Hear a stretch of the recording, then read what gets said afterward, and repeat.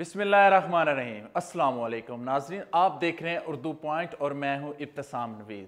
ناظرین، عدالت کا سابق M D P T V doctor Shahid Masood کی گرفتاری کا حکم، عدالت نے ضمانت قبل از گرفتاری خارج کر دی۔ یہاں پہ آپ کو اپڈیٹ کرتے چلیں تو مشہور و معروف صحافی اور مشہور اینکر ڈاکٹر شاہد مسعود اور سابق M D P T V doctor Shahid Masood کی قبل از گرفتاری ضمانت خارج کر دی گئی ہے۔ ڈاکٹر شاہد مسعود پر بطور ایم ڈی اور چیئرمین پی ٹی وی 3,30,00,000 روپے کے خرد برد کا الزام ہے۔ سول عدالت نے سابق M D P T V doctor Shahid Masood کی ضمانت قبل از گرفتاری خارج کر دی۔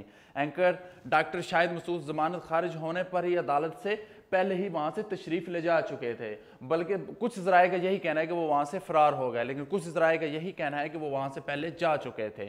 میڈیا رپورٹس کے مطابق سابق M D P T V doctor Shahid Masood کے خلاف کرپشن کیس میں درخواست دائر تھی، جس پر آج ڈاکٹر شاہد مسعود کی ضمانت قبل از گرفتاری سے متعلق سماعت ہوئی۔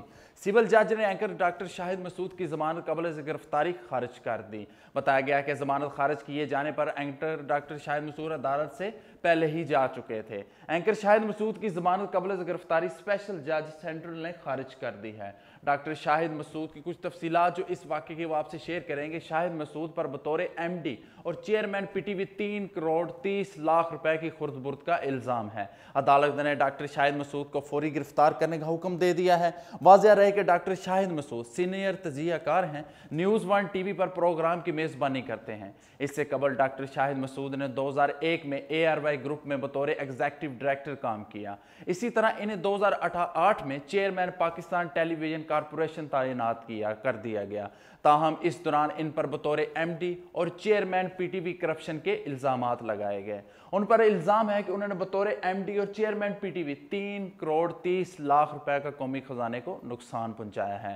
دوسری جانب اطلاعات کے مطابق اینکر اور سینئر تجزیہ کار ڈاکٹر شاہد مسعود نے سول عدالت سے ضمانت قبل از گرفتاری خارج ہونے پر سیشن کورٹ سے رجوع کرنے کا فیصلہ کر لیا ہے، جس پر ڈاکٹر شاہد مسعود نے اپنے قانونی ماہرین سے مشاورت بھی شروع کر دی ہے اور سیشن جج میں اس کی اپیل بھی دائر کر دی ہے۔ ڈاکٹر شاہد مسعود اب سول عدالت کے فیصلے کو سیشن کورٹ میں چیلنج کریں گے۔ اگر سیشن کورٹ نے بھی سول کورٹ کا فیصلہ برقرار رکھا تو ڈاکٹر شاہد مسعود قانونی ماہرین کے تحت ان کو گرفتار کر لیا جائے گا۔ اس کے بعد ان کے پاس ایک ہی آپشن بچے گی، وہ ہے لاہور ہائی کورٹ سے وہ رجوع کر سکتے ہیں۔